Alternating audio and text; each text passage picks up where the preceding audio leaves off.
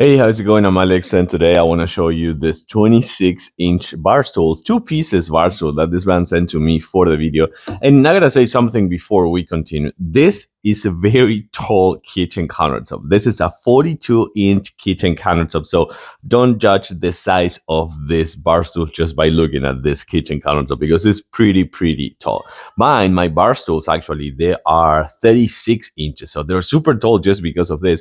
But most regular kitchen countertops, they are not this tall, they're not this big. So just rest assured that this 26 inches bar stools, that swivels, and you can see that comes in two pieces and they're super easy to assemble. I think it's gonna take you probably about like each piece 10 minutes, like 12 minutes, no more than that. So you can barely do it like in probably like 25 minutes or something like that. And it comes with everything you need for the installation. But now let's just take a closer look because these ones are pretty cool. Okay, so check this out. Each one of these ones supports about 330 pounds.